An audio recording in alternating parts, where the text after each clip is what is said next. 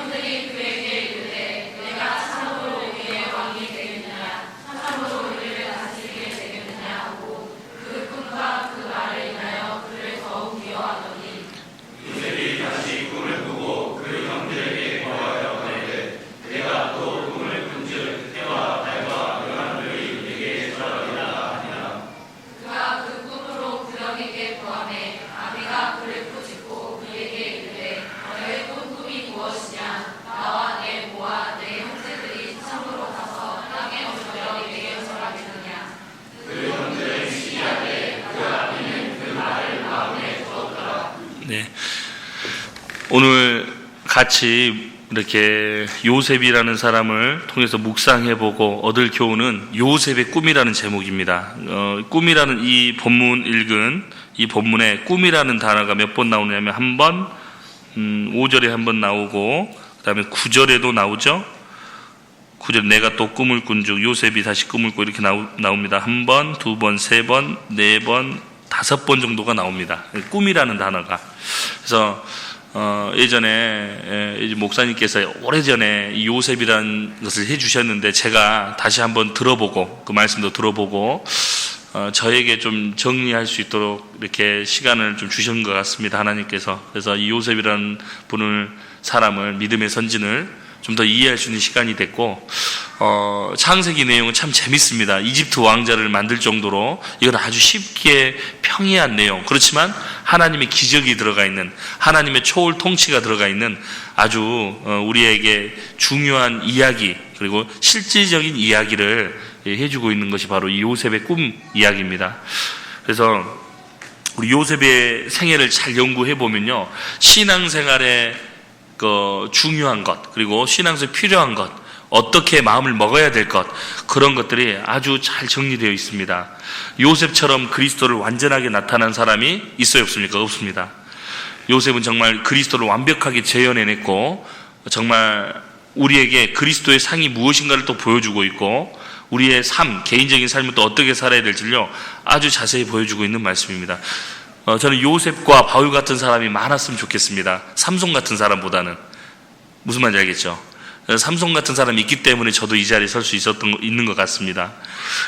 마지막을 좀 잘할 수 있도록, 마지막 주자로서의 처음엔 좀 잘 못했더라도, 요셉은 시작부터도 훌륭했고, 중간에도 훌륭했고, 끝도 훌륭했던 바울과 같은, 또 요셉과 같은, 다니엘과 같은 참 완벽한 믿음의 선진의 대표라고 할 수 있겠습니다. 그래서 요셉을 잘 연구만 해보면, 혹 우리가 실패했더라도, 지금 다시 회복했더라도, 지금부터 요셉의 꿈을 꾸고 요셉처럼 사는 것이 가능할 거라고 생각을 합니다. 주님은 처음에는 못했더라도 지금 마음을 돌이키고 자라는 그 사람에게는요, 큰 용기를 주시고 힘을 주시고, 삼손을 믿음의 일꾼으로, 그리고 히브리서 11장에 믿음의 장에 기록함으로써 하나님의 자비하심과 은혜를 더욱 나타내는 것 같습니다. 좀 우리는 생각에는 좀 못하면 어떻게 저런 사람을 올릴 수 있어? 그러잖아요. 근데 하나님 그렇지 않으셔요. 어떻게 그런 사람을 올릴 수 있어? 하더라 하나님은 올리십니다. 그게 하나님의 은혜라고 할 수 있는 거예요. 교회 안에는요, 은혜를 받고 있는 것들이 계속 있는 겁니다. 교회 안에 나를 충성되게 여겨주셔서 나에게 직분을 주셨잖아요. 내가 어제 우리 목사님 말씀하신 대로 자격이 있는 일꾼이 아니잖아요. 교사를, 자격이 있어서 교사를 하는 것도 아니고, 자격이 있어서 청년의 임원을 하는 것도 아닙니다. 그렇잖아요? 왜요? 주님이 은혜로 주신 거예요. 그렇기 때문에 더 훈련돼야 되고, 더 하나님의 군사로서 더 정신 차리고 살아야 될 것을 어제 제가 더 교훈을 받았습니다. 어제 저도 제일 앞에서 말씀 들었는데 너무너무 말씀이 좋았습니다. 왜 그러냐면, 제가 정말 하나님 편에 서 있나? 전도인도 그런 생각 들어요. 내가 정말 먹고 살려고 혹시 전도인 하는 거 아니야? 그리고 혹시 좀 편해진 거 아니야? 그리고 나도 모르게 하나님이 기쁘시게 하는 삶을 살고는 있을까? 내가 청년들에게 이렇게 해야 된다고 가르치고 있지만 정말 그렇게 내가 본이 되는 삶을 살고 있을까? 하나님 앞에 가면 드러날 텐데 두려움이 있더라고, 저한테는. 그러면서 내가 격동을 받아야 되겠다. 더 하나님 앞에 제 마음을 더 낮추고 살아야 되겠다라는 생각을 하게 됐습니다. 여러분도 다 같은 생각을 하셨을 거라고 생각을 해요. 어제 말씀 듣고 홍 목사님께서 저한테 차 타고 가시면서 내가 많이 이렇게 채찍을 휘둘렀으니까 상처로 좀 많이 싸매주라고, 이렇게, 왜냐면 이제 목사님이 이제 그렇지 잘 하시는데도 그래도 우리는 마음을 낮춰야 되기 때문에 더 이렇게 좀 채찍스러운 말이더라도, 책망의 말, 그런 말이더라도 이렇게 청년들은 그거 좋은 말만 해주면 의미가 별로 없다고 어제 말씀해 주시더라고요. 어제 내가 많이 때려놨으니까 전사님이 많이 연고 많이 발라주라고 이렇게 하셨는데, 저는요 몽둥이 갖고 왔어요. 죄송합니다. 혹시 몽둥이가 될지 모르겠지만 나중에 연고 있어요. 마지막에 연고로 딱 해놨거든요. 그래서 농담입니다. 제가 어떻게 여러분들을 채찍으로 휘두르겠어요. 그런 본이 되는 삶이 돼야 될 텐데, 저는 그냥 청년들이 너무 귀하고, 앞에서 그렇게 포스트 교제 준비하고 하는 모습이요, 저는 우리 시대의 요셉이 있다면 여러분들이 아닐까, 진짜로. 아직은 부족하죠. 왜? 사람은 시간도 좀 경험도 부족하잖아요. 봉사의 시간도 일천하고, 아직은 경험이 부족하고, 또 작은 것에 마음이 상한 것도 있지만, 하나님을 향한 순수한 마음은 어떤 요셉보다 많다라고 생각이 듭니다. 그래서 주님을 향한 뜨거운 마음, 그 순수한 마음, 지금은 부족하고 연약해도 하나님은 우리 수원교회 청년들을요 귀하게 생각할 거라고 생각을 합니다. 어제 서울중앙교회 청년회가 소망관에서 자리를 풀었어요. 이제 비전센터 대구교회 빼앗기고 늦게 더 신청했기 때문에 있는데, 반갑기는 하지만 항상 내 마음은 수원교회 청년회는 뭐 할까 그 생각이 들더라고. 아는 분이 아직은 많을 거 아니에요, 서울 중앙교회. 근데도 수원교회 청년들이 보고 싶다, 이렇게 마음이 들었습니다. 잘했죠? 네, 그렇게 말을 해야죠. 그래서 수원교회 청년회가 더 그립고, 그리고 우리는 적은 인원이지만 우리가 언젠가는 이 인원이 500명, 1000명이 되겠다라는 우리 청년들만 그 비전을 한번 꿈꿔봅니다. 이 주의 일꾼이 500명, 1000명이 될 날을 기대해 봅니다. 그래서 우리 요셉 같은 사람이 됐으면 좋겠습니다. 요셉은 우리 37장 이제 본문을 조금씩 읽어가면서 정리해 보도록 하겠습니다. 좀 빨리 끝낼게요. 어제 말씀드린 1시간 한 20분 정도는 10분에서 20분 정도에 끝내보도록 노력하겠습니다. 37장 2절 같이 읽겠습니다. 야곱의 약전이 이러하니라. 요셉이 17세의 소년으로서 제가 읽겠습니다. 요셉은 17세 소년이었습니다. 어린 나이에 하나님께서 뭘 심어주셨냐면 특별한 꿈을 겹쳐서 2번이나 꾸게 해주신 거예요. 요셉은 아버지에게 너무나 큰 사랑을 받았어요. 채색 옷을 지어 입혔다고 됐죠. 채색 옷이 무엇인지 아시죠? 보면 큰 기장까지 온 보면 그때 족장 시대였기 때문에 그 옷을 입는 사람은 단 2명밖에 없답니다. 족장 시대는 누구? 우두머리, 그 다음에 후계자. 그러니까 형들은 형제가는 12명인데 그 중에 11번째 아들 요셉에게 채색을 지어 입혔으니 입히더라도 나중에 입히면 되잖아요. 언사가 불평하였더라. 그래서 언사가 불평하였다. 그럴 수 있다고 생각을 합니다. 형제간이 많은 집안에서는요, 너무나 아버지가 특히 그런 거 편애를 잘해요. 왜 그러냐면, 너무 이쁜 아들이 있으면 그 아들에게만 5 아들이 있어도 좀 이렇게 사랑을 주고 그런 게 있는데, 그러면 나머지 4 아들은 상처를 받습니다. 그래서 교회 안에서 이것도 교육의 일환으로서 이렇게 하면 안 된다라고 또 말도 해주긴 하지만, 그런데 이 창세기에 기록된 이 모습은요, 그런 것을 교육하려고 하는 게 아니고요, 제일 중요한 것은 요셉에게는요 그럴 만한 이유가 있다라고 성경은 말하고 있는 거예요. 뭐냐, 요셉에게는요 먼저 여러 가지 모습, 그리스도의 모습과 그리스도인으로서의 모습 2가지가 나타나 있기 때문에 하나님이 그렇게 하신 겁니다. 그래서 야곱을 따라서 이렇게 17년, 이때 딱 17년 살았잖아요. 야곱을 따라서 산 게 17년인데 17년 동안 살았는데 루벤보다, 이사갈보다, 레위보다, 그 어떤 형제들보다 아버지에게 신임을 얻었습니다. 그 이유는 무엇일까요? 아버지의 말씀을 잘 들어본 거예요. 아브라함, 이삭, 야곱 3사람 특징이 뭡니까? 바로 이스라엘 조상인 것뿐 아니라 믿음의 조상의 대표들입니다. 그 중에 마지막 결실이 요셉인 거예요. 아브라함, 이삭, 야곱, 요셉, 계보가 이렇게 이어집니다. 루벤이 아닙니다. 그럼 무엇일까요? 믿음의 조상이었던 그 3사람의 직접적인 영향을 받은 거예요. 직접적인 영향 야곱, 그리고 그 할아버지 이삭이 그때 당시에 160세 정도 됐었는데 살아 있었습니다. 맞죠? 그리고 야곱이 108세 정도 됐나요? 아마 그 정도 됐을 겁니다. 그러니까 나이가 굉장히 있었습니다. 굉장히 있는 나이에 친할아버지가 살아있었고 믿음의 조상을 자기 눈으로 직접 본 거잖아요. 그리고 아버지 야곱을 통해서 뭘 알았어요? 신앙 생활이라는 것은 정말 힘든 거구나. 그리고 주님을 따라간다는 것은 처음부터 뭐가 있어야 돼요? 고난을 각오해야 되는구나. 그걸 마음에 깊이 묵상하고, 형제들의 과실을 아까 본문 읽어보죠, 보했다고 돼 있죠. 그리고 엄마가 먼저 베냐민을 낳고 죽어버렸습니다. 너무나 아마 그게 징계였을 거예요. 드라빔을 훔친 징계로 죽었을 겁니다.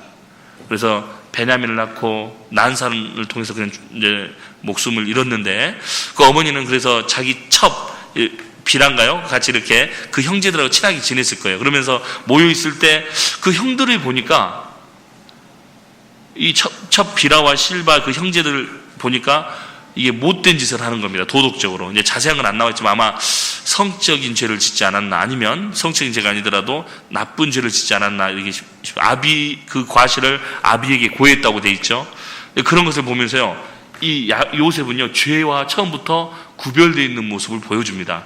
어린 나이였지만 저것은 아니다, 저거는 원칙에 위배되는 거다, 그렇게 아닌 것은 아니라고 말할 수 있는 사람이 바로 요셉이었습니다. 그래서 요셉은요, 하나님께서 먼저는 만약에 타락된 삶을 살았는데 꿈을 심어 주셨을까요? 그렇지 않습니다. 요셉은 하나님 보시기에도 죄와 구별되어 있었고, 아버지 야곱의 말을 듣고 이삭 할아버지의 말을 듣고 믿음을 키워갔던 겁니다. 어린 나이였지만.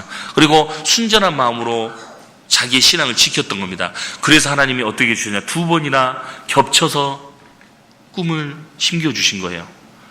그래서 요셉에게는 뭐가 있어요? 바로 비전이 있었습니다. 주님이 나를 높이 들어주실 거라는 비전이 있었습니다. 그리고 그거를 형들에게 말하고 아버지에게 말했는데, 아버지도요, 이제 형들이 그 말하면 시기할 걸 알잖아요. 요셉을 보호하던 차원에서 막 꾸짖었죠. 어떻게 그런 말을 할 수가 있냐고. 그렇지만 아버지는 그 말을 믿음의 사람이었기 때문에 마음에 둔 겁니다. 믿음의 사람의 특징은 그냥 흘려가지를 않아요. 어제 믿음이 별로 없는 사람은 그냥 흘러가서 자버렸을 거예요. 이렇게. 그렇지만 믿음 있는 사람은 거기 하나를 캐치했을 거예요.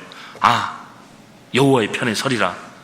하나님 편에 서서 내 가족, 모세가 여호와의 편에 설자 나와라 할 때 레위 사람이 나왔죠. 자기의 형, 부모님, 동생, 혈육의 인정을 두고 죽였습니다. 왜? 하나님 편에 가담하지 않고 적진의 편에 가담, 마귀의 편에 가담을 정확하게 인정줄을 끊는 모습을 보여주는 거예요. 요셉은 그런 사람이었습니다. 확실히 끊을 거는 끊은 사람이었습니다. 그래서 하나님 앞에 귀히 쓰임받을 수 있었습니다. 그래서 요셉에게는 이런 특별한 꿈을 가지게 될 수 있었던 건 바로 믿음의 그 아버지와 할아버지, 그 이야기를 듣고 또 하나님 직접 꿈을 넣어주셨기 때문에 그 형들의 그 시기를 받았더라도 다시 이렇게 하나님께서 회복시켜 주시고 애굽의 총리로서까지도 해주셨습니다. 이런 걸 보면요, 요셉의 생애를 우리가 너무나 잘 알지만 요셉이 거기까지 갈 수 있었던 동기는 바로 말씀의 힘이었고, 그렇잖아요, 교제의 힘이었습니다. 야곱과의 친밀한 교제가 요셉을 끝까지 어려운 상황에서 이겨낼 수 있게 만들었고, 그 이교 세계, 이집트라는 그 이교 세계에서도 자기의 신앙을 지킬 수 있는 힘을 가지게 된 겁니다. 우리가 충분한 교제와 말씀, 기도, 전도, 이것을 왜 네 가지를 압축시켰냐면요, 아주 중요한 신앙생활을 쭉 해보니까 목사님들이 가장 중요한 게 무엇이냐, 바로 모여서 말씀을 배우고 기도하고 전도하는 것, 이것이 항상 이루어질 때 신앙을 끝까지 지킨다는 것을 몸소 배우신 거예요. 그래서 말기교전 이렇게 배우셨죠? 요셉은 그런 사람이었습니다. 항상 말기교전이 됐던 사람인 것 같아요. 그래서 요셉에게 특별한 꿈을 2번이나 겹쳐주신 것은 이제는 요셉을 하나님이 선택하신 거예요. 연약하고 나뭇가지로, 너무 연약한 나뭇가지였는데 무성한 나뭇가지로 만들어 주시겠다는 주님의 약속이 있었고 비전이 있었습니다. 그리고 꿈을 2번이나 겹쳤을 때 아버지에게 꾸중을 받았지만 그래도 요셉은요, 하나님이 주신 꿈이었기 때문에 말할 수 있었습니다. 베드로도 특별한 꿈이 없었던 사람이죠. 베드로는 어떤 사람이에요? 물고기 잡아먹고 살던, 그걸로 생계를 유지했던, 그냥 지금 그때 당시에도 천한 직업이었고, 지금도 배 타고 다닌다는 별로 좋아하지 않아서, 저희 아버지가 배 타는 사람이었거든요. 그냥 물고기 잡고 또 농사도 짓고 운전도 하고, 그러니까 세상적으로는 좋은 직업이 아니었습니다. 그런데 베드로가 그런 직업이었지만 거기에서 주님이 비전을 주셨거든요. 주님을 향한 꿈을 주셨습니다. 베드로가 성경을, 학문을 모르는 범인이라고 돼 있죠. 평범한 사람이었는데 그 사람이 설교했을 때 3,000명이 구원받았습니다. 18세기에 D.L. 무디가 그렇게 해서 전 세계 1억 명 이상에게 전도를 했습니다.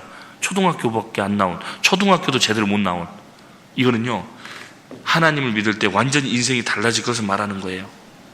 저는 D.L. 무디 그런 사람들, 저도 뭐 직업이 좋지 않았기 때문에요, 또 그런 직업이 있었던 게 좋았던 것 같습니다. 제가 여기 오기 전까지 화물차 운전 기사를 하고 왔거든요. 그것도 고물상에서 일하는. 그러니까 남들이 하기 싫어하는 일을 한 7년을 했습니다. 하면서 깨달은 것은요, 왜 내가 이런 일을 해야 되지, 젊은 나이에. 그 생각도 했었습니다. 근데 일부러 그 회사를 다니고 있었어요. 내가 인내력이 너무 없었거든요. 여기 한 군데라도 끝까지 한번 있어보자. 남들이 하기 싫은데 조금은 있어보자. 요셉이라는 사람의 도움이 저는 컸습니다. 개인적으로. 요셉은 언사가 불평이 없었고 어떤 일을 하더라도 최선을 다했죠.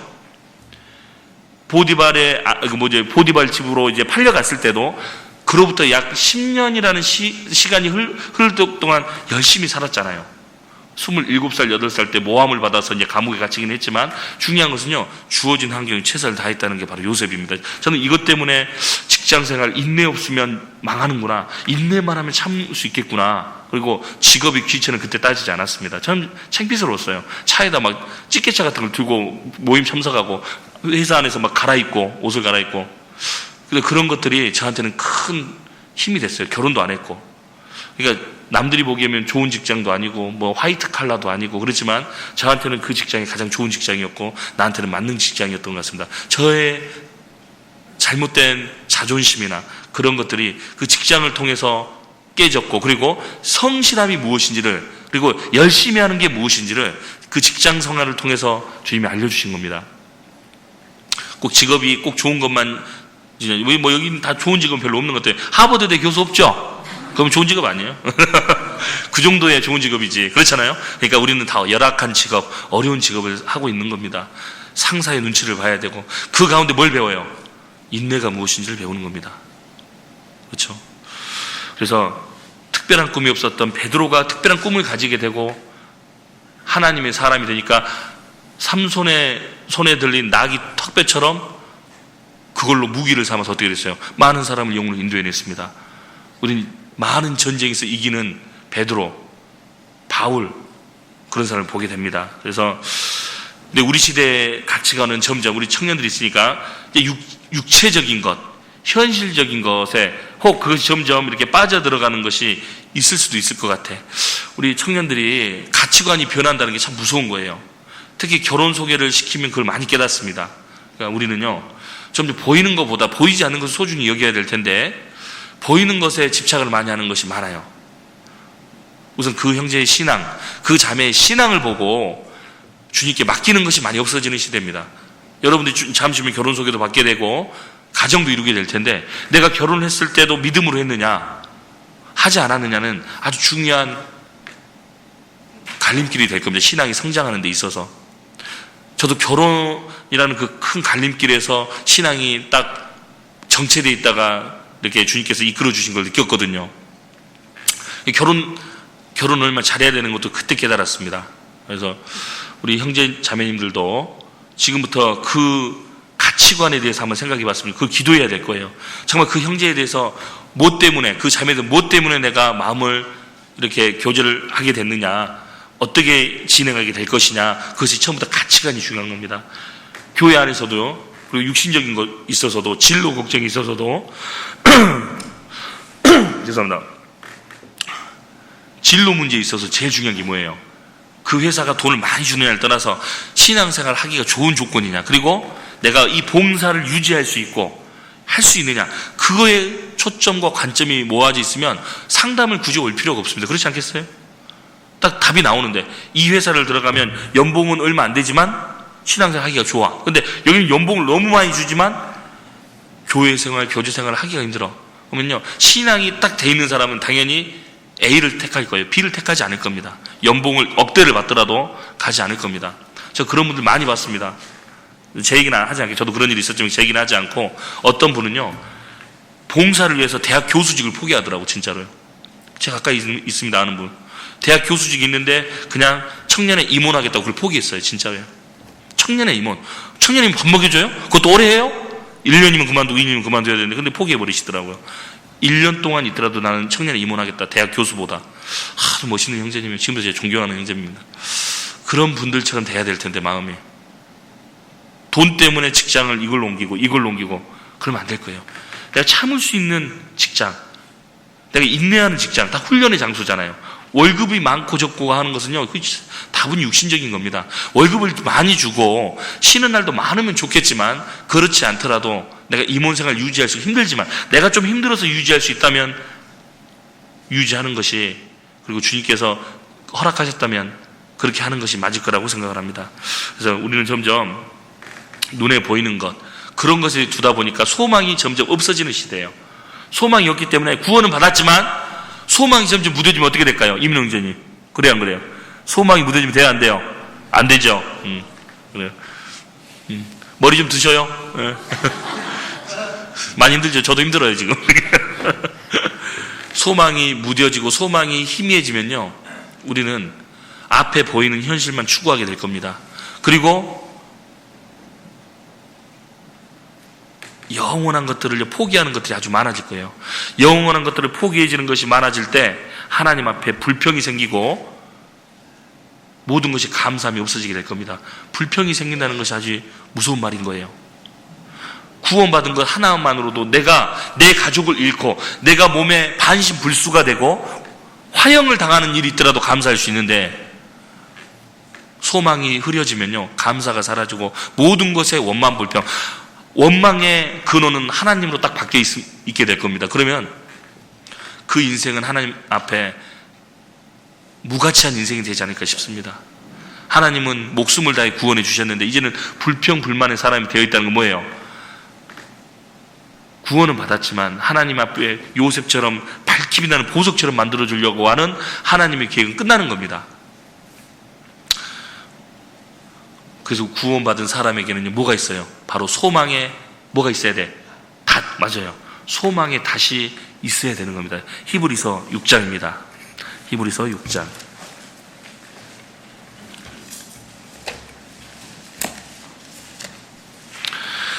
히브리서 6장 17절로 18절 같이 읽도록 하겠습니다. 시작. 하나님은 약속을 기업으로 받는 자들에게 그 뜻이 변치 아니함을 충분히 나타내시려고 그 일에 맹세로 보증하셨나니 이는 하나님이 거짓말하실 수 없는 이 두 가지 변치 못할 사실을 인하여 앞에 있는 소망을 얻으려고 피하여 가는 우리로 큰 안위를 받게 하려 하심이라.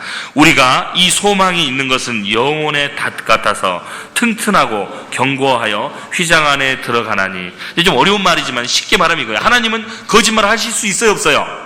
하나님 거짓말 하실 수 없다. 그리고 우리에게는요 소망이라는 게 있는데 소망의 닻이라는 것을 우리에게 주셨다. 그리고 우리는 영원한 천국에 들어가게 되는데 그 천국에 들어갈 때까지 이 소망의 닻을 가지고 살아야 된다. 흔들리지 말아야 된다. 그걸 말하는 거잖아요. 쉽게 말하면 우리는 소망이 있기 때문에 어떤 환난과 어려움과 역경이 있더라도 이겨낼 수 있는 거다. 우리에게는 영원한 천국이 예비되어 있는 거다. 영원한 천국에 갈 사람이 뭐가 문제가 되겠느냐, 그걸 말하고 있는 거잖아요. 하나님은 거짓말 하실 수 없습니다. 우리가요 한번 생각해 보셨어요? 우리 상담이 모임 때도 이번에 홍 목사님이 주신 말씀인데, 우리가 영원한 천국에 들어가게 될 때 질문이 이거였어요. 천국 들어가면 재미가 하나도 없을 것 같다. 그 형제님 말한 게 어떤 이제 불신자가 한 말인데, 그래서 이 세상에서는 뭐 맛있는 것도 있고, 극한 말하면 히로뽕도 있고, 막 육체적인 쾌감을 주는 것들이 많이 있잖아요.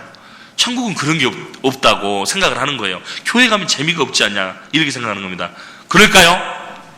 최고의 극락의 세계가 있다고 시편에 말하고 있습니다. 극락의 하나님, 시편 43편인가 있죠? 그게 극락의 하나님, 극락 최고의 기쁨.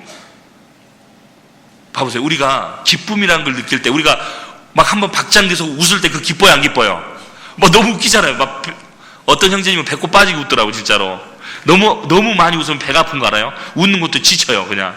그러니까 그 기쁨이 만약에 고통 없이 계속 간다면, 너무 웃어서 배가 아프더라고, 그거 알아요?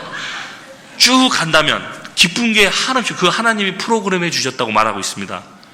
고통도 하나님 프로그램해 주신 거예요. 저도 치통을 좀 알아봤는데 너무 아픈 거예요. 근데 그것이 만약에 영원히 간다면 한두 시간 만에 끝나고 또 찾아오고, 그래서 참을만 하지. 류마티스라는 것도 굉장히 무서운 질병이더라고. 그것도 계속 고통이 있으면요 사람이 자살해 버릴 겁니다. 행복전도사라고 했던 최윤희라는 그 분도 자살해 버렸잖아요. 그 무슨 관절염인가 뭔가 무슨 병이 있었죠. 예, 그 분도 그 고통이 너무너무 심하니까 못 견디는 거예요. 고통을 프로그램하신 분이 바로 하나님이십니다. 지옥은요 몸이 부활시켜서 영원히 지옥으로 쳐놓는 곳이잖아요. 하나님이 없는 세계, 하나님의 형벌에 있는 세계, 자비가 없는 세계로 넣는 건데, 천국은 반대로 어떤 곳이에요? 영원한 극락의 세계, 신령한 몸이 있는 세계. 몸이 있기 때문에 먹는 것이 있어요, 없어요? 있어야 돼, 없어야 돼? 있어야 되지. 우리 고린도전서 15장.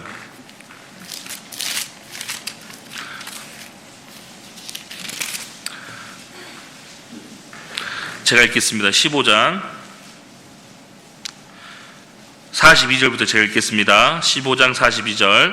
죽은 자의 부활도 이와 같으니 썩을 것으로 심고 썩지 아니할 것으로 다시 살며, 욕된 것으로 심고 영광스러운 것으로 다시 살며, 약한 것으로 심고 강한 것으로 다시 살며. 같이 읽겠습니다.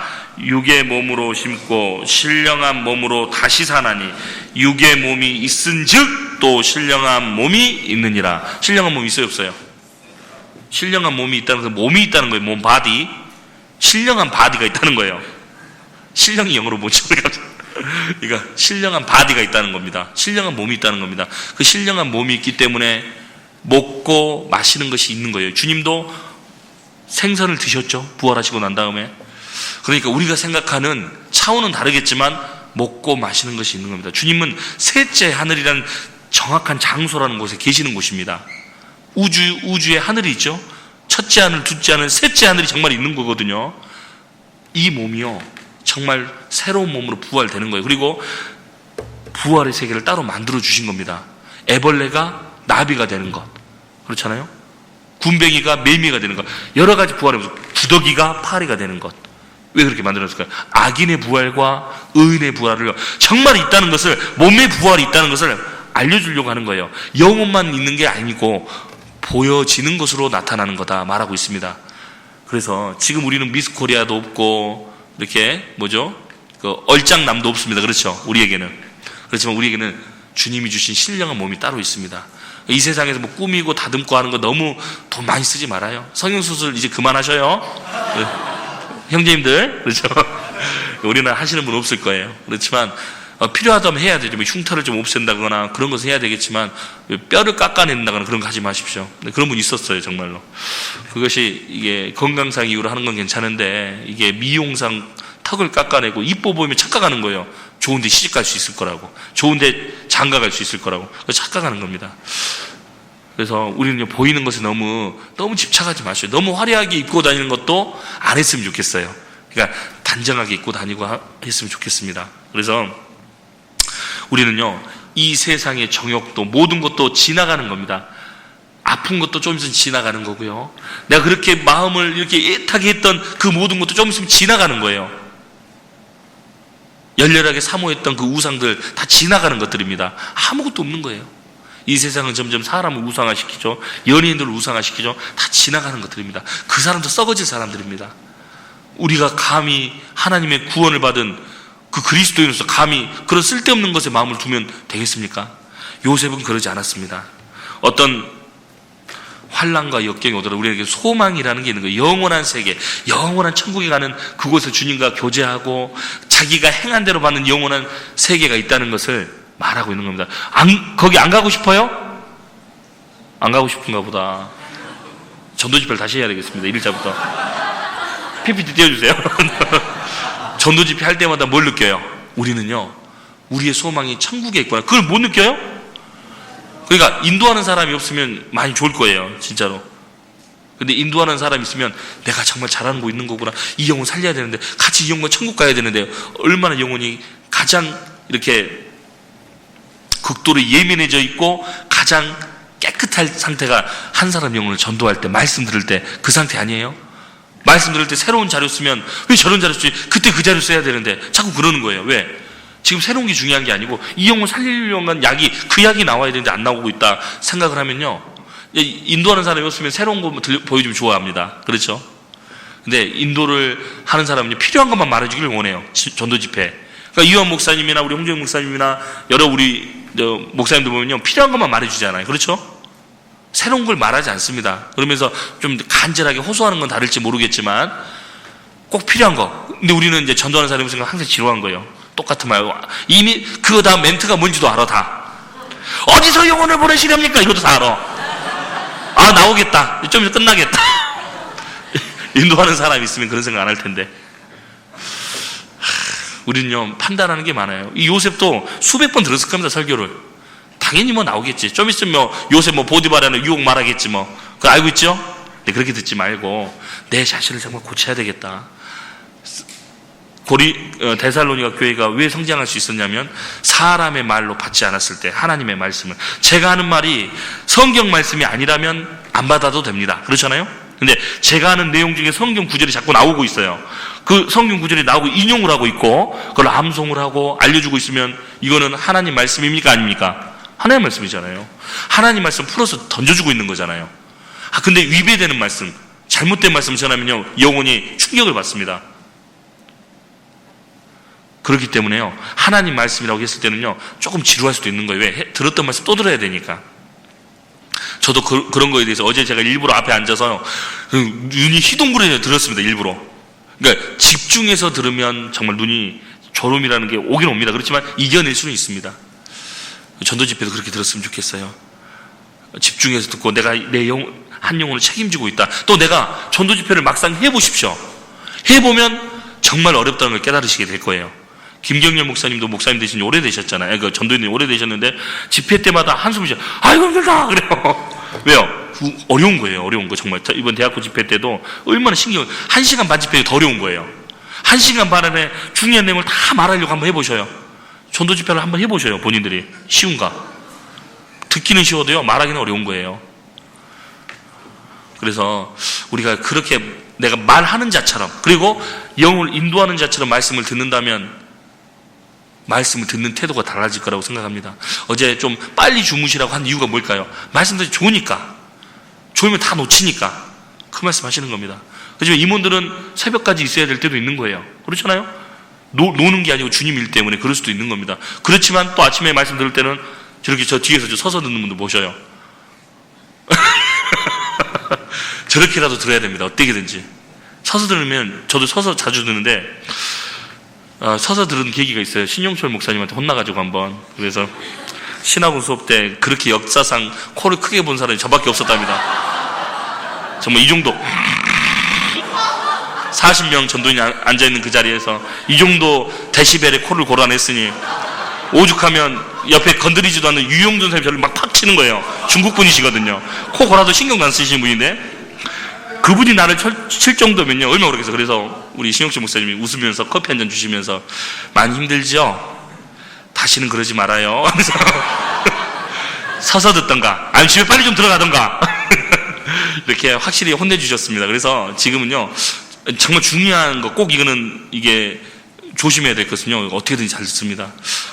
근데 코를 고는 게 참 이게 너무 죄송스러워요. 그래서 하나님 말씀을 듣고 있는데 그 전도사라는 사람이 코를 골고 있으니 제 치부지만 이해해 주실 거라고 믿고 말합니다. 안 곱게요 다음부터는. 어제도 그럴 뻔했는데 큰일 날 뻔했습니다. 그래서 우리는요 소망이 있는 사람들이란 걸 아시고 소망이 있는 사람답게 살아야 될 거예요. 우리 찬송가 431장에 담긴 사연 다 아실 거예요. 알죠? 그 벤자민 슈몰크 목사님이 작사한 그 내용인데 찬송가 431장이 내 주여 뜻대로 행하시옵소서 온 몸과 영혼을 다 주께 드리니 이 찬송 아시죠? 이 찬송 저 개인적으로 많이 좋아합니다. 근데 이 찬송을 이렇게 작시하게 된 게 이유가 이 벤자민 슈몰크 목사님이 전도하러 많이 다니는데 자기가 담당하고 있던 교구 자체가 굉장히 넓은 광활한 곳이었다고 합니다. 그러니까 자기 자매하고 같이 이렇게 돌아다니면서 신방하고 다녔는데 그때 교통편이 좋았겠습니까? 집에 두 아이들 어린 아이들 놓아놓고 가버린 거예요. 신방하러 얘들 데리고는 못 가거든요. 너무 먼 데를. 근데 와보니까 집이 불이 났는데 그 잿더미 속에 두 아이들이 까맣게 타주고 있었습니다. 타주고 있으면서 그 아이들 시체를 부둥지 않고 망연자실했죠. 낙담했죠. 아무리 목회자지만 자기 자식이 죽었는데 어떻게 그 무너지는 마음 어떻게 하겠어요? 그렇지만 바로 털고 일어났습니다. 자기 아이의 시체를 내려놓고 하나님 앞에 하늘을 보면서 주님 뜻이 있을 겁니다. 내 주여 뜻대로 행해 주시옵소서 하고 다시 복음 전했습니다. 그 모습을 보면요 소망이 있는 사람은 다른 거예요. 상봉의 장소가 바로 천국이잖아요. 이 아이를 죽게 했을 때는요 주님께서 뜻하신 것이 있다는 것을 믿을 수 있는 겁니다. 욥도 그랬고 다윗도 그랬습니다. 욥도 자기 아들이 10명이나 나무 기둥뿌리가 바람 태풍에 이렇게 몰아쳐가지고 주저앉았을 때 깔려 죽었거든요. 그러니까 시신이 많이 훼손됐습니다. 말 그대로 비참하게 죽었을 거예요. 그렇지만 그 비참하게 죽은 그 자식의 시체 앞에서 주신 자도 여호와시고 취하신 자도 여호와시니 하나님의 이름이 찬송을 받을지로다. 왜 그럴 수 있었을까요? 하나님을 믿는 신앙이 확실했고 그때 하나님은요 깨달았을 거예요. 그때 하나님은 눈물을 흘리셨을 겁니다. 정말 나를 사랑하는구나. 왜? 하나님은 지금 당장 잃는 고통이 있지만 더 주시는 기쁨의 열매는 더 크기 때문에요. 더 줄 수 있는 힘이 있으신 분이에요. 그러니까 10명의 자식을 죽이는 데까지 허락하신 겁니다. 왜? 우리가 당하는 어려움은요, 그 정도는 아니잖아요. 그 정도 있는 분도 있을 겁니다.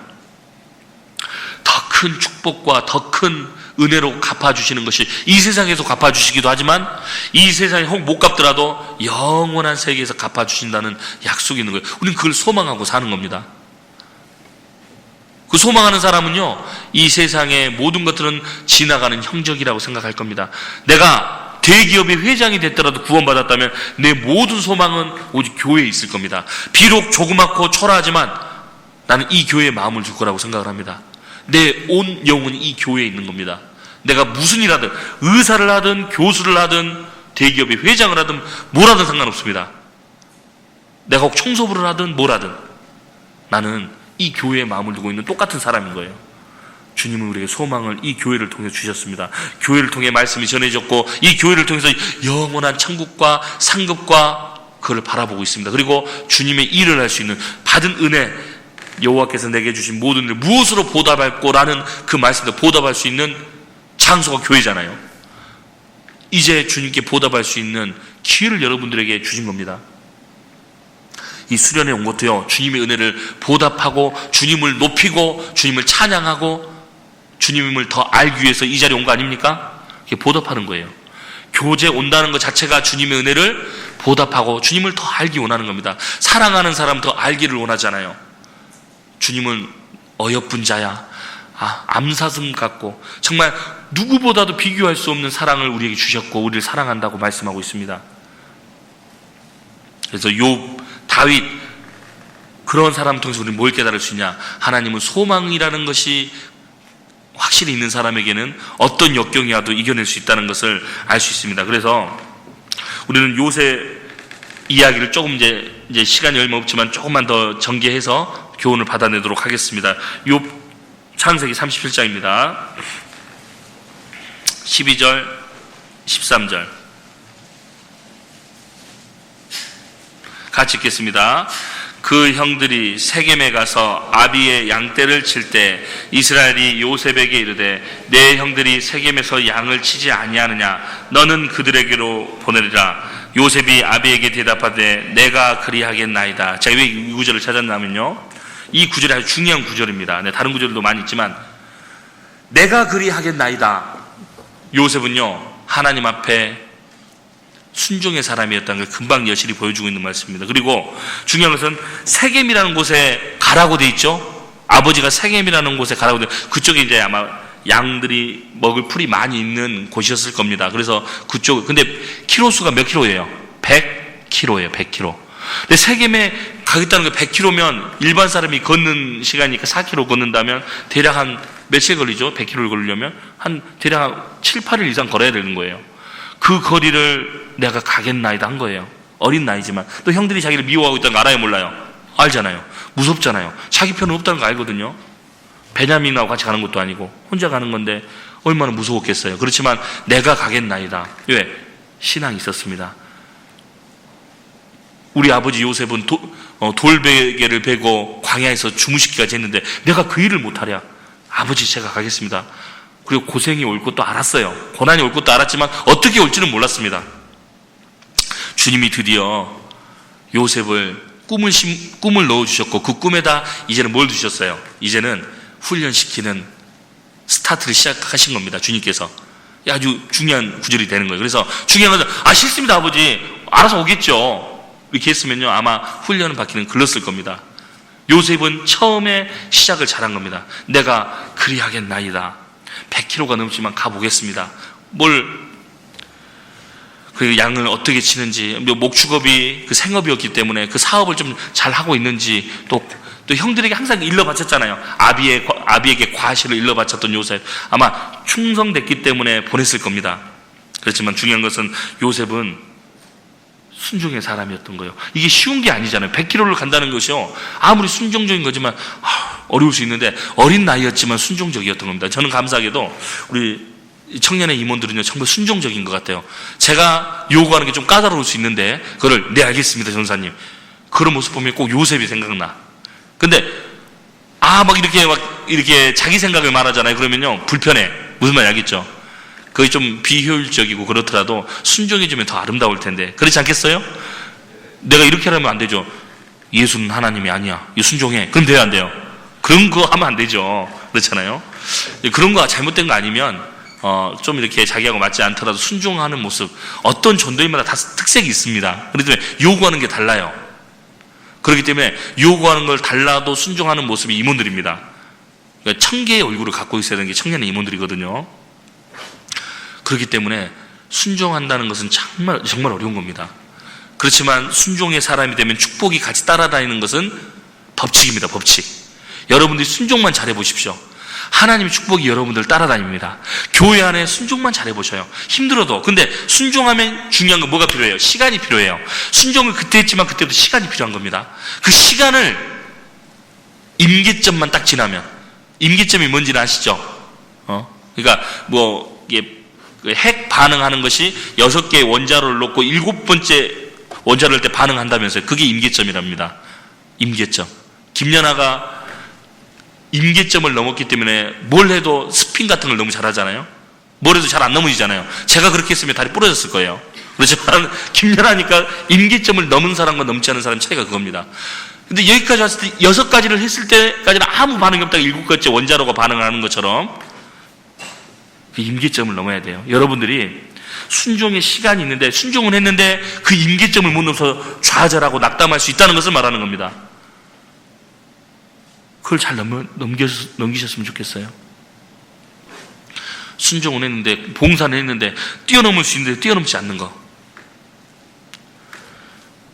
그렇지만 요셉은 시작은 잘했어요.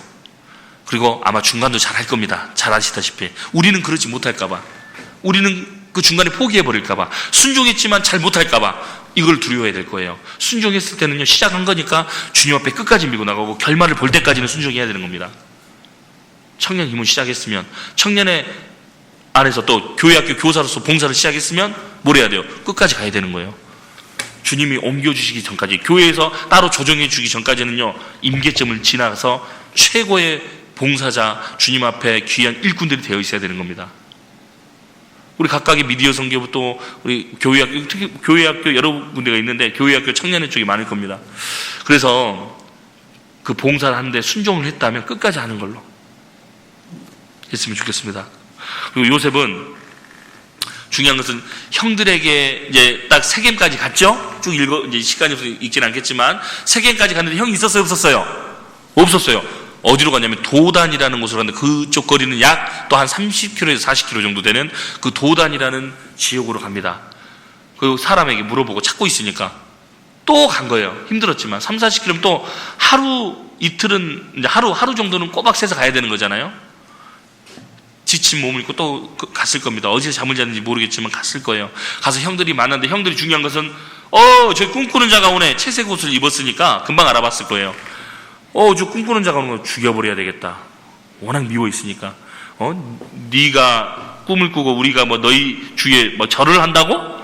저놈 죽여버려야 돼. 막 그랬을 거예요. 근데 그 큰 형은 그나마 나이가 요셉 아버지 뻘 정도 됐잖아요. 그래도. 그러니까 요셉을 불쌍히 여기기도 했고 그 형은 보호하려고 했던 겁니다. 형이 보호하려고 하고 또 유다가 거기서 딱 이렇게 요셉을 파는 걸로 작전을 바꾸죠. 유다는 원래부터 파는 걸 좋아하는 거예요. 그래서 또 예수님이 아니기 때문에 은 20에 팔아버렸습니다. 그래서 요셉은요 그렇게 억울한 누명을 쓰고 그 형들한테 팔렸어요. 구덩이에 빠져서 생각해 보세요. 구덩이에 집어넣어버렸잖아요 처음에. 그랬을 때 요셉은요, 제발 좀 살려주세요.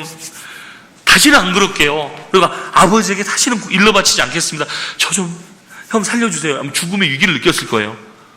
막 때리기도 했을 겁니다. 때려서 집어넣었을 거예요. 발로 차고 집어넣었을 거예요. 그때 당시에 구멍은 들어가긴 좁지만 안에는 넓은 그런 구멍이었거든요. 고대 구멍들은 양 물을 주기도 하고 거기에 진짜 잠깐 죄수를 감금시키기도 하는 그런 거, 사람이 못 빠져나오게. 그러니까 거기에 얼마나 힘들어 집어넣었을 거예요. 떨어져 있을 겁니다. 그 구덩이에. 요셉은 그런데 울부짖으며 살려달라고 했던 그 형들은 매정하게 팔아버렸습니다. 그리고 이스마엘 자손이 와서 요셉을 사갔죠. 은 20에 사갔을 때 요셉은 중요한 것은 그 뒤로 쭉 성경을 한번 읽어보셔요. 어떻게 나와요? 요셉이 불평했다고 나와요? 그냥 자기 일에 최선을 다했다고 나와요? 자기 일에 최선을 다했다고 합니다. 한마디도 불평을 했다는 내용이 없습니다. 왜 그랬을까? 왜 원망을 하지 않았을까? 그건요, 하나님이 이 시간, 나에게 고난을 허락하는 시간이 있다는 걸 믿었던 겁니다, 요셉은. 우리 시편을 보면요, 자기의 많은 사람들이 자기를 버리고 자기를 괴롭히고 했다는 그런 말씀이 많이 있죠. 그 중에 시편 38편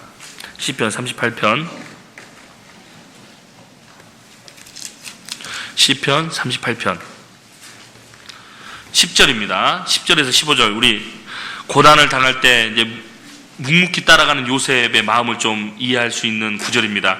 38편 10절에 15절 같이 읽도록 하겠습니다. 내 심장이 뛰고 내 기력이 쇠하여 내 눈의 빛도 나를 떠났나이다. 나의 사랑하는 자와 나의 친구들이 나의 상처를 멀리하고 나의 친척들도 멀리 섰나이다. 내 생명을 찾는 자가 올무를 놓고 나를 해하려 하는 자가 괴악한 일을 말하여 종일토록 괴계를 도모하오나 나는 귀먹은 자같이 듣지 아니하고 벙어리같이 입을 열지 아니하오니 나는 듣지 못하는 자 같아서 입에는 없나이다. 여호와여, 내가 주를 바랐사오니 내 주 하나님이 내게 응낙하시리이다. 너무너무 괴로웠을 겁니다. 너무 억울한 일을 당해서 심장이 뛰기도 하고, 그리스도인들도 어렵게 될 때요, 자기를 사랑하는 친구들도 자기를 버리고 가족들도 자기를 비난하고, 심지어 형제 자매님들이라고 하는 분들도 나를 비난하는 것을 들을 수도 있어요. 억울한 일을 당할 수도 있습니다. 그렇지만 그때 묵묵하게 필요한 거예요. 이게 입을 뻥긋하는 순간 어떻게 될까요? 혼란에 빠지는 겁니다. 왜 나한테 이런 말을 하지? 왜 나한테 저런 말을 하지? 근데 잠깐 기다려볼 필요가 있는 거예요. 시편 39편 9절, 시편 39편 9절 옆에 있죠? 네. 같이 읽겠습니다. 내가 잠잠하고 입을 열지 아니하오면 주께서 이를 행하신 영혼이다. 우리가 잠잠할 필요가 있습니다. 이 요셉은 팔리고 억울하고 괴로웠지만요, 보는 앞에서 매정하게 팔려버렸잖아요. 그렇지만 잠잠했습니다. 불평하지 않았어요.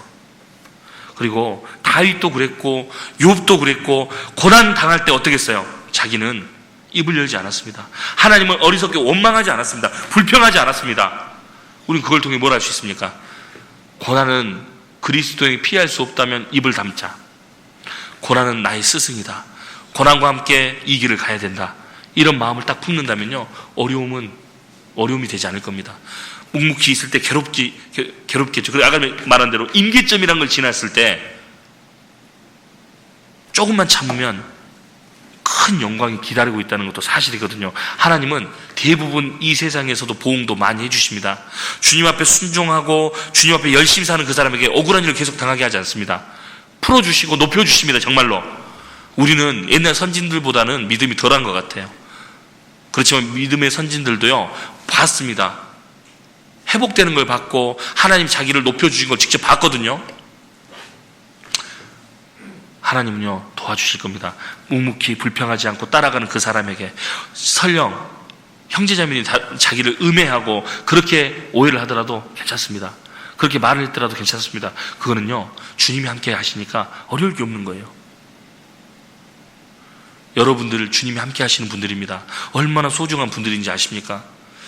제가 이 말을 할 때도요, 값어치를 다 알아서 말하는 건 아니에요. 그런데 한 사람 한 사람 보면요, 어제도 전도연수련 때 말씀하셨는데 얼마나 형제자매는 귀한지 아느냐. 사람을 우리 교회에서는 사람을 귀하게 생각하기 때문에 뭐가 있는 거예요? 형제자매를 높여주는 게 있는 거고, 한 사람 한 사람 영혼을 위해서 돈을 막 투자하는 거잖아요.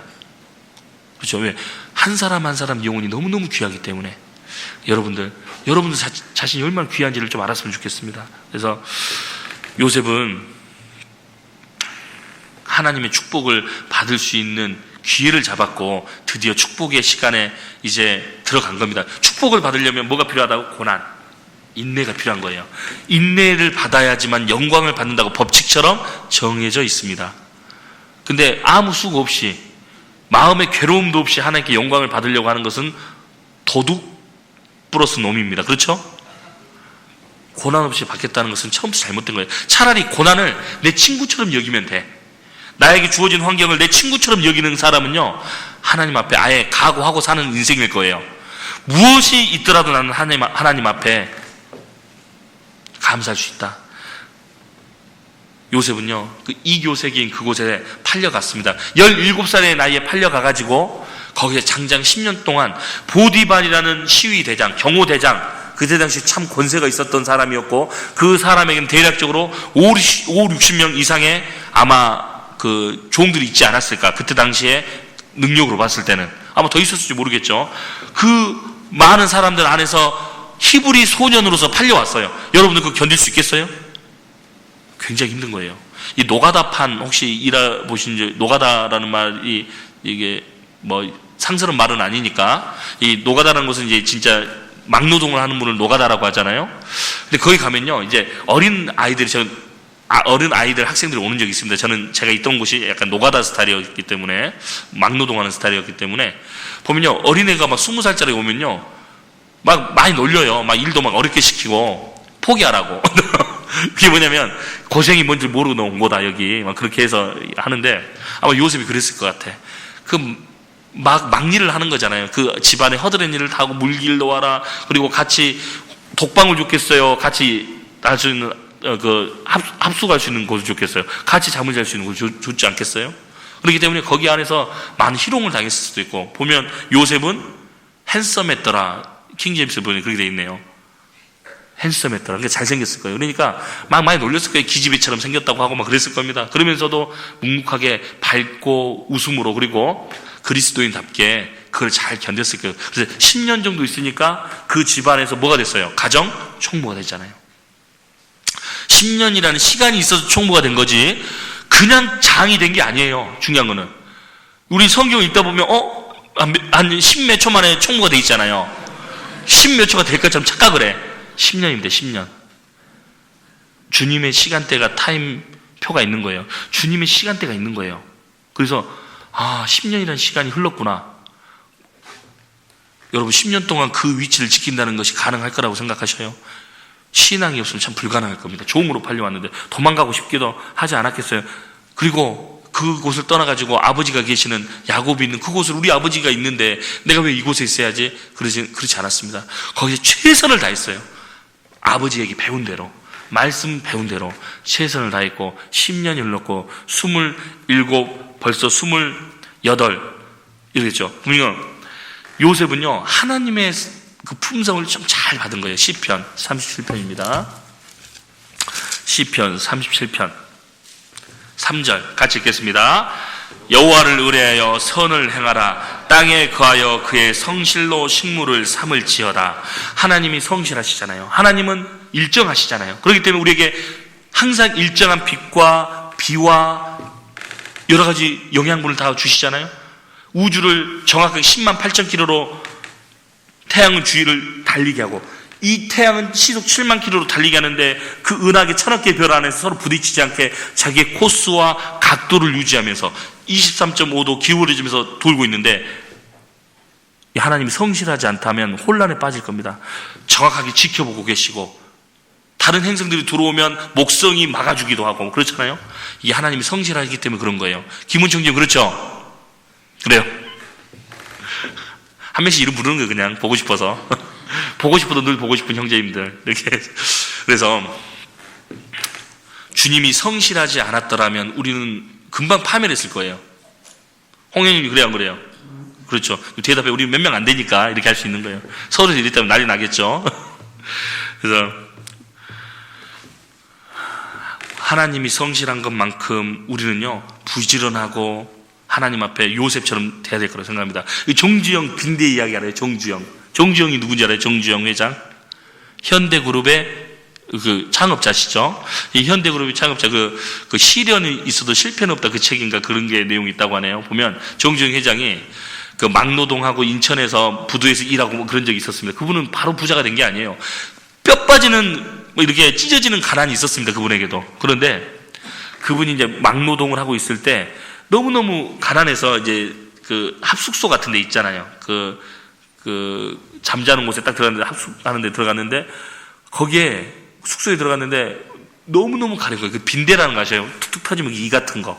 그런 것들이 저도 이제 어릴 때 시골에 자라서 그런 것들이 막 머리 많이 기어다니고 그랬었어요. 그래서 어머니가 짜주고 제 동생이 짜주고 막 그랬는데 그 진짜 이가 많이 있었습니다. 예전에는요, 이가. 그래서 시골에 사는 분도 아실 거예요. 그래서 근데 너무너무 가려워요, 진짜. 머리가 막 빠질 정도로 긁어대거든요. 근데 종종이 잘 때요. 막 빈대들이 막 자기 몸에 올라서 막 기어다니니까요. 어떻게 자냐면 잠을 못 자겠으니까 이 밥상 같은 걸 놓고 그 위에 잠잤답니다. 이제는 좀 괜찮아지기 좀 시간이 또 빈대가 그 밥상 다리를 타고 올라오는 거예요. 올라서 빈대가 또 공격을 하기 시작하는 거예요. 안 되겠다. 그래서 어떻게 했냐면 그 사기 그릇 같은 거 있잖아요. 그 그릇 같은 거 4개를 물을 담아놓고 거기에 딱 그 그릇이 크니까 거기 따르니까 빈대가 수영을 못 하잖아요. 수영은. 그러니까 그렇게 해서 잤대요. 또 너무 잘 잤대요. 근데 한참 있으니까 놀래버렸답니다. 기절해서. 하늘에서 공중 폭격을 하고 있는 거예요. 벽을 타고 올라가서 공중 투하해서 종중에 그래서 종종 했던 말이 있어요. 이 빈대만도 못한 놈아. 빈대는 저렇게 자기 목적이 있다면 공중 투하를 해서라도 떨어지는데 너는 뭐 하고 있느냐? 불성실한 사람을 가리켜서 이 빈대만도 못한 놈아 이렇게 종종 회장했다고 하죠. 근데 이 빈대도 보면요 사명을 겁니다. 그 사람을 붙어가지고 뭐 하려고? 뭐가 뜯어먹을 게 있으니까 그런가 보죠. 죽을 거를 각오하고 빈대가 이렇게 하는 거예요. 개미도 보면요 노는 개미 보셨어요? 우리 자매가 유심히 봤어요. 노는 개미를 본 거예요. 우리 자매가 진짜로 노는 개미 봤다고 했더니 자매가 또 문자가 와서 죽어있네요. 죽은 개미. 살아있는 개미는 놀지 않습니다. 항상 움직이고 뭔가를 가지고 다녀요. 여러분들이 부지런하지 않는다면 하나님 무슨 짝이 쓸모 있겠어요? 게으른 자는 마귀도 안 쓴다고 하셨죠, 목사님이? 게으른 자가 있을까 여기에? 게으른 자는요 하나님이 안 쓰실 겁니다. 우리는 어떻게든지요 자기가 공부하는 일이라면 공부에 최선을 다하고 직장을 다녀야 되면 직장에 최선을 다하고 뭘 준비하는 사람 최선을 다해 준비해야 될 거예요. 공부 시험을 준비하든 최선을 다해서 교재에 나오면서 준비하셔야 될 거예요. 우리는 빈대만도 못한 사람이 되면 안 됩니다. 게을러서 마귀도 쓰지 않는 그런 비참한 상태가 되면 안 될 거예요. 우리는 값어치가 있는 사람입니다. 하나님 앞에 존귀한 사람들입니다. 결국 요셉은요 인정을 받았죠. 가정총무로서. 그런데 중요한 거는 인정을 받았는데 시련이 1단계는 끝났어요. 어차피 1단계 시험이 뭐였죠? 열심히 성실하게 주님을 의지하고 자기가 그 성실한 대로 잘 살았냐. 근데 그 합격한 거예요. 그렇잖아요. 1단계 합격. 2단계 들어갈 차례예요. 어떤 2단계? 그 가정총무 안에는요 아주 요염한 한 여자가 있습니다. 보디발의 아내. 이름도 없어요. 이 보디발의 아내가 있었는데 이 아내가 이제 요셉이 어릴 때부터 봤을 때는 생각 안 하다가 시간이 지나니까 핸섬했다고 돼 있죠. 핸섬하니까요 마음에 정욕으로 불타는 이글 타는 걸 매일매일 보는 거예요. 그러면서 이제는 유혹하기 시작해요. 눈짓 한번 잉크 한 번씩 딱 날려줍니다. 요셉 뭐랄까? 그러면서 이제 그 유혹을 이기는 두 번째 시험 테스트가 있는 겁니다. 이것만 잘 통과하면 돼요. 이것만 통과하면 그 나머지 그런 제일 어려운 시험이 바로 이 시험이었을 거라고 생각을 합니다. 요셉에게는. 요셉은요 인정을 받았지만 이제는 그 보디발의 아내의 그 시험을 넘어야 되는 시험이 있습니다. 중요한 건 이거예요. 시험을 할 때 마귀가 하는 겁니다. 봐보세요. 마귀는 요셉을 봤을까요? 안 봤을까요? 요셉을 같이 보고 있는 거예요. 그리고 하나님께 내가 요셉을 넘어뜨릴 수 있다고 나는 하나님 이랬을지 모르죠. 요셉을 한번 넘어뜨려 봐라. 어떤 것도 넘어지지 않을 거다. 이렇게 했을지 몰라요. 기록은 안 돼 있지만 마귀는요 넘어뜨리려면 하와를 한 방에 넘어뜨렸잖아요. 한 방에 2번 이상 하면 안 돼. 한 방에 딱 보내야 돼요. 그러려면요 딱 지켜보고 있는 거예요. 한 방에 갈 수 있는 방법. 옆에 동료 중에 좀 가정 총무니까 아직 어린 아이가 유혹을 해볼까 이렇게 생각을 했겠죠. 근데 없어. 가장 세상을 빼도 박도 못하는 아주 이게 절대적인 권력을 쥐고 있는 보디발의 아내, 그 집안의 그 종이잖아요. 요셉은 몸종이거든 실질적으로. 그러니까 하나도 다 해야 돼. 어깨 주물러야 되고 다 해야 됩니다. 근데 보디발이 말했죠. 자기 아내는 간섭지 못하게, 자기 식료 외에는 간섭지 못하게 하고 다 네가 간섭하고 해라. 요셉은요 그런 보디발의 명령을 받아 거기서 또 순종했고 하나님 앞에 남의 여자를 만지기만 해도 어떻게 된다고요? 죄 없게 되지 아니라 그 말씀을 알고 있는 거예요. 하나님 앞에 양심적으로 무슨 그죠? 탐욕스러운 마음으로 정욕이 타는 마음으로 만졌다는 그 죄가 되는 걸 알았기 때문에 아예 만지기는 것조차 허락하지 않았습니다. 같이 있기도 원하지 않았어요. 아무리 마귀는 계속해서 유혹하라고 했고 잠자리를 요청하고 그랬습니다. 특히 이집트 시대, 그 고대 시대에는 그 결혼은 했지만 아주 사생활이 음란했답니다. 옛날 그 고대, 그러니까 풍습처럼 그 고위 관료들은요, 그렇게 그 연애를 하고 성적으로 문란한 행동을 했다고 기록에 나와 있습니다. 그러니까 요셉도 그걸 알았기 때문에 그 이교세에게서 신앙을 지킨다는 게 얼마나 어렵다는 걸 알았을 거 아닙니까? 그래서 피하고 같이 있지도 않았습니다. 그래서 요셉은요, 하나님 앞에 내가 이 여자를 만약에 범하게 된다면 내 모든 꿈은 다 깨진다는 것을 금방 알았고 이 여자와 같이 있지도 않았을 뿐더러 어떻게 됐어요? 하나님 앞에 더 근실하게 살았을 거라고 생각을 합니다. 더 성실하게 살았을 거라고 생각을 해요. 자기 주어진 일 더 최선을 했다고 생각을 합니다. 시험이 주어질 때. 근데 이제는 빼도 박도 못하는 시간이 왔습니다. 왜? 갑자기 둘만 있는 시간. 그걸 최대한 피하려고 했는데 딱 온 거예요. 딱 왔는데 이때 중요한 건요, 딱 나와 동침하자 딱 해버리죠. 나와 동침하자. 안 된다고. 내가 하나님 앞에 이런 큰 죄를 저질러서 득죄를 어떻게 할 수 있겠느냐. 이럴 수 없다. 난 그냥 가겠다 하고 딱 옷을 잡았는데 옷을 벗어두고 가버렸잖아요. 벗어두고 가서 그 이유는 뭘까요? 만지기만 해도 죄 없게 되지 아니라 그 말을 하는 거예요. 마음에 새기고 있는 겁니다. 그 자문말씀 그때 기록되지는 않았지만 마음에 그런 마음에 양심이 올라온 거예요. 내가 이 여자를 만지기만 해도 죄가 있다는 것이 비밀 파괴, 아예 놔두고 가버려요. 지혜로운 겁니다. 놔두고 갔는데 이제는 이 여자가 어떻게 됐어요? 이 보디발의 아내가 그 정욕으로 불타는 그 눈빛이 이제는 증오의 눈빛으로 바뀌어버려서 요셉을 죽이기로 마음을 먹어버립니다. 요셉은 이제 졸지에 사형당할 입장이 된 거예요. 보디발에게 말했죠. 이 히브리 소년이 와서 나를 겁탈하려고 했고 강간하려고 했다. 그래서 죽여달라고 하는 거예요. 그 고대 법은 즉결처형입니다. 본 앞에 참수예요. 본 앞에서 죽입니다. 바로 칼로 죽이든지 합니다. 근데 처형 안 시켰죠? 이유가 뭘까요? 보디발이 대놓고 노했지만 어떻게 됐죠? 정황을 들어보니까 자기 여자를 아는 거예요, 또. 그리고 요셉이 10년 동안 자기에게 충신스럽게, 그리고 요셉의 인품으로서는 그럴 수 없다. 그래서 요셉을 보호한 겁니다, 보니까. 그래서 화는 냈지만, 감옥에는 던져넣었지만, 어떻게 했어요? 자기 아내 때문에 어쩔 수 없이 했지만, 정황으로 봤을 때 즉결처형 시키지 않았죠. 그리고 하나님의 보호도 있었고, 보디발이 봤을 때, 정황을 봤을 때, 맞지가 않았어요. 분명히 뭔가 있구나. 그래서 죽이지 않은 겁니다. 화는 냈지만. 그래서 그때부터 이제 3차 단계로 바로 코스로 들어가게 된 겁니다. 2차를 잘 넘긴 거예요. 제일 어려웠던 코스가 바로 보디발의 아내의 유혹이었습니다. 마귀도 얼마나 화가 났을까요? 이게 안 넘어가, 이게? 절대로 이거는 목숨을 걸어야 되는 건데 목숨을 걸어버린 거잖아요. 목숨을 건 거거든요. 신앙을 지키기 위해서 목숨을 건 겁니다. 그리고 요셉은 이제 그 차디찬 감옥에서 이제 또 세 번째 단계에 들어가게 됩니다. 하나님 훈련의 그 테스트 장소. 얼마나 외로웠겠어요? 얼마나 억울했겠어요? 나는 이렇게 들어올 일을 하지 않았는데 또 그 감옥에도 얼마나 흉악한 사람들이 있었겠어요?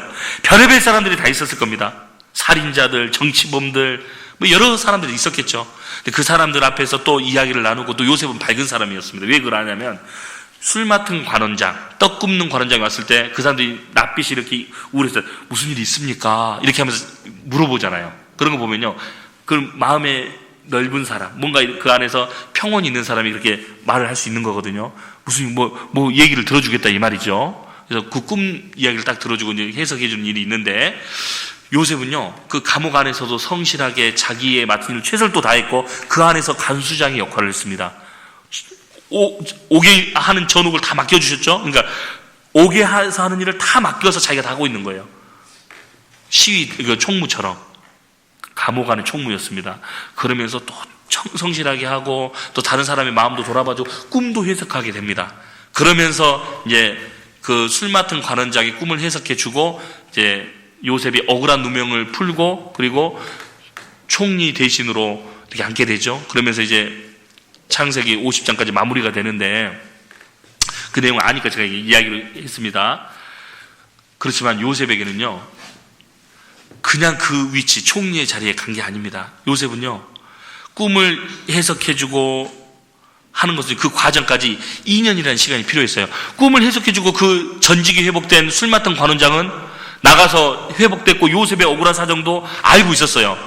내가 여기에 있을 일을 행하지 않았으니까 왕에게 가면 내 얘기를 좀 해달라고. 그렇지만 까먹고 만 2년 720일, 히브리력으로 360일 1년이니까 720일 동안 아무 연락이 없었습니다. 요셉은 실망하지 않았어요.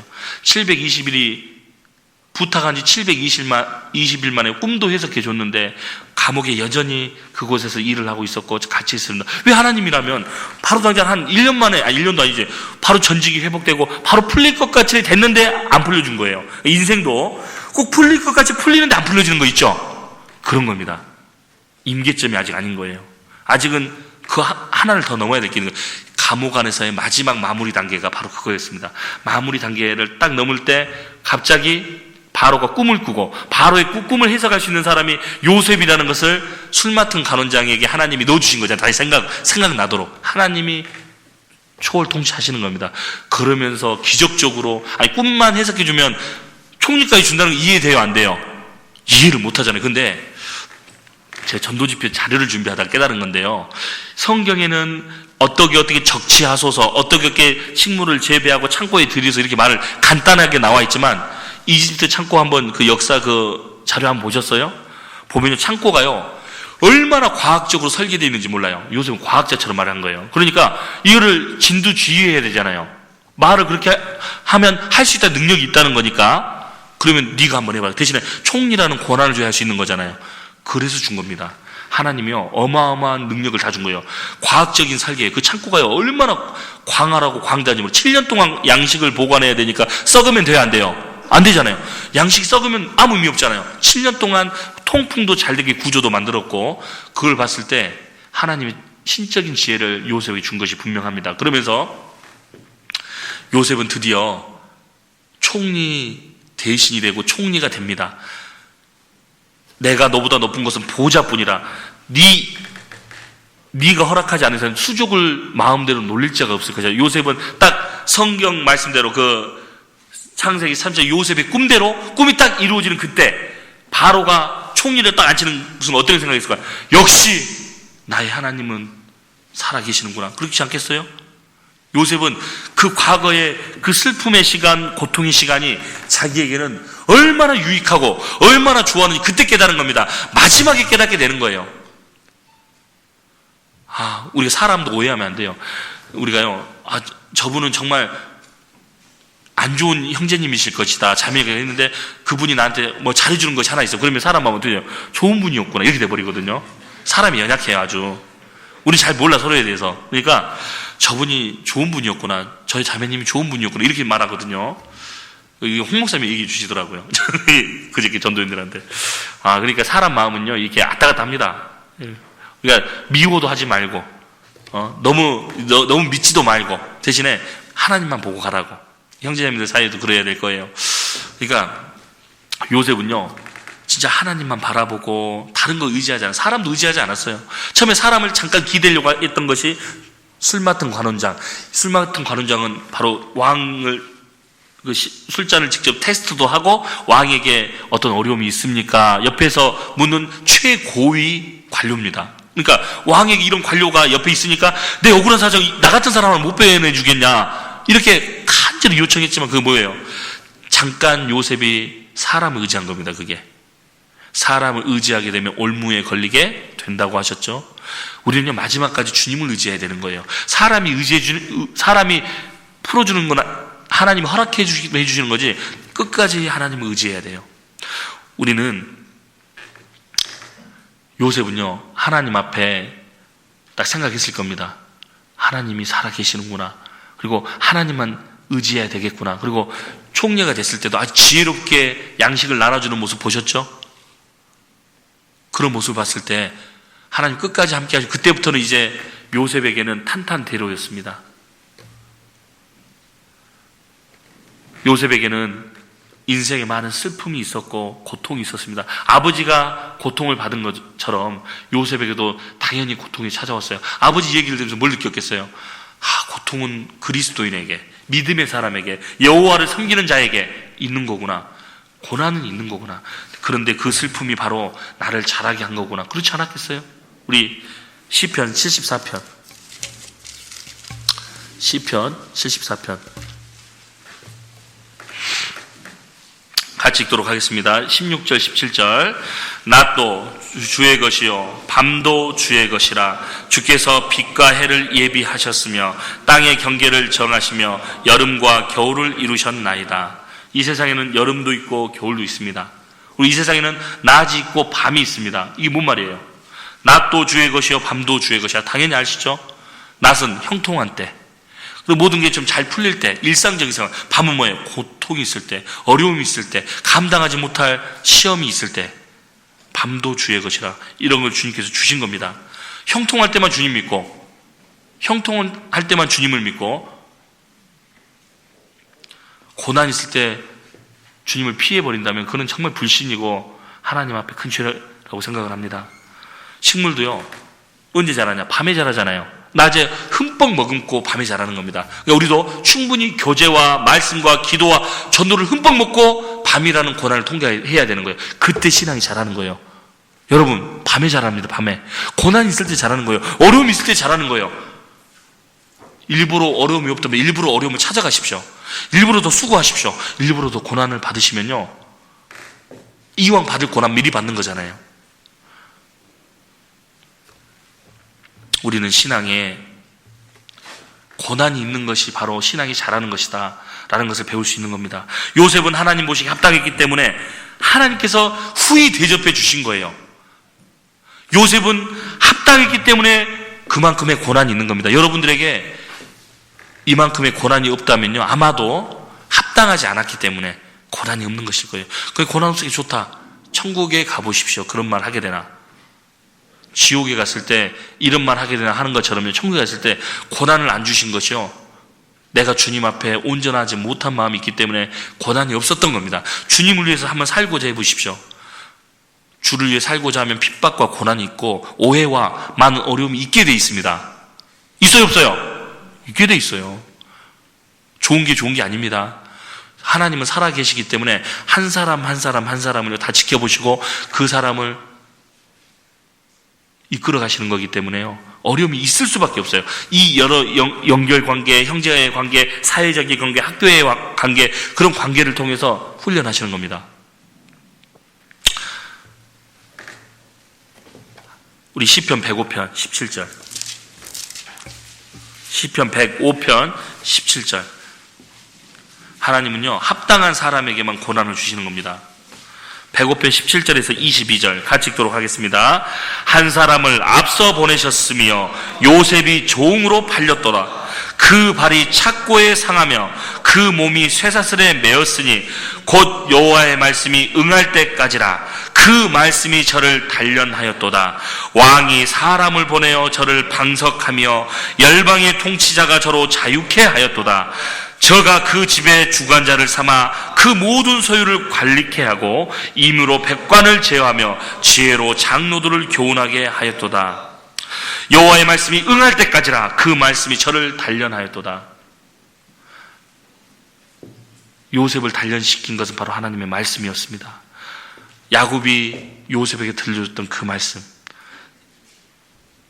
아브라함의 하나님, 이삭의 하나님, 야곱의 하나님, 그 하나님의 말씀이 우리를 단련시키고 있습니다.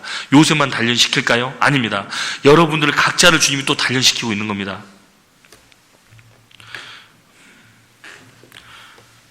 요셉은 드디어 하나님의 꿈이 이루어지는 것을 느끼고 보고 하나님을 찬송했고, 이제 그 모든 것이 성경에 기록되어 우리에게 교훈을 주고 있습니다. 요셉의 꿈은 바로 우리의 꿈이 돼야 될 거예요. 우리가 무엇을 꿈꾸고 있는지 한번 생각해 보셔요. 뭘 꿈꾸고 있으시죠? 이 세상에서 잘 성공해서 직장 다니면서 결혼해서 애 낳고 잘 사는 거?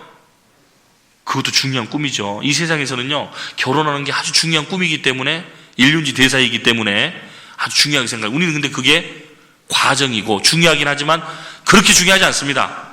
다시 말하지만 더 중요한 것은 한 사람 영혼을 인도하는 거고 내 신앙생활이 성장하는 겁니다. 그렇지 않아요? 신앙이 성장해야 되기 때문에 결혼도 해야 되는 거고 신앙이 성장해야 되기 때문에 직장을 갖는 것뿐입니다.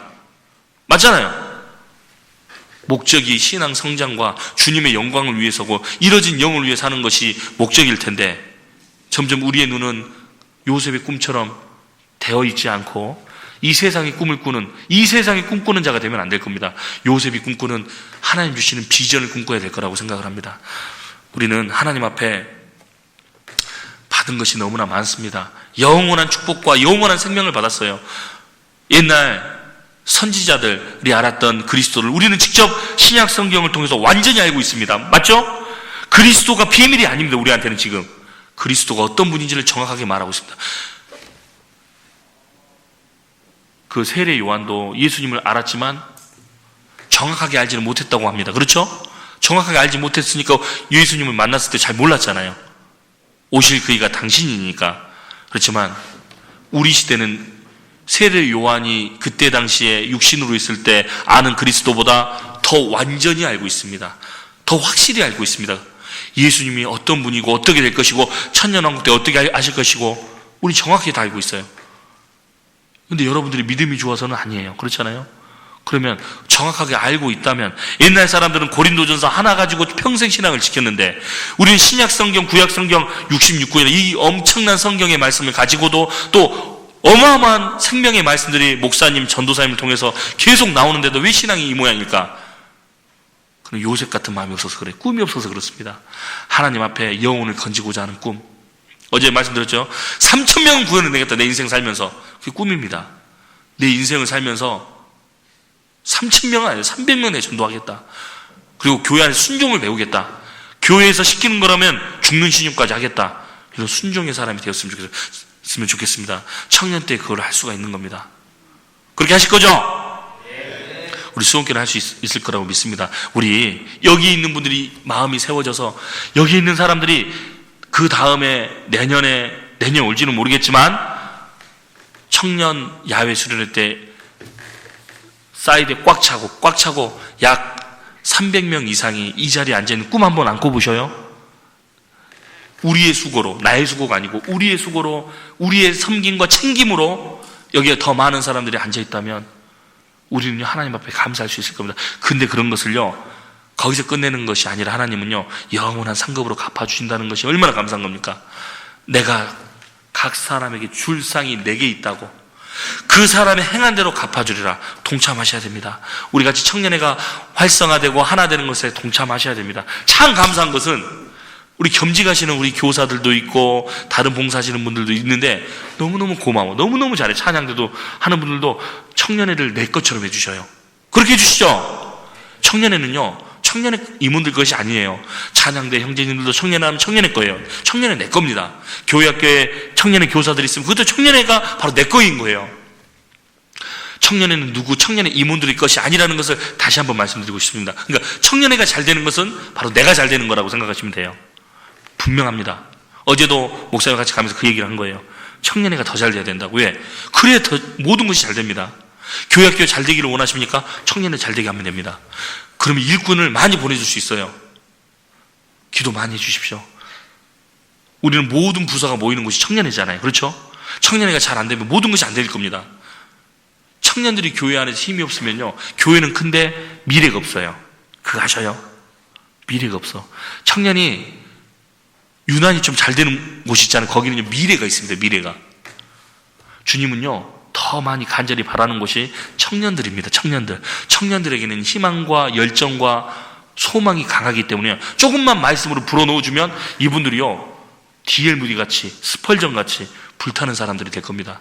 요셉 같이 청결한 사람들이 될 거예요. 그래서 우리는요 주님 오시는 그날까지 요셉처럼 청결하고 인내하고 성실하고 그리고 하나님이 직접 2번이나 겹쳐서 주신 꿈을 가지고 비전을 가지는 사람들이 되었으면 좋겠습니다.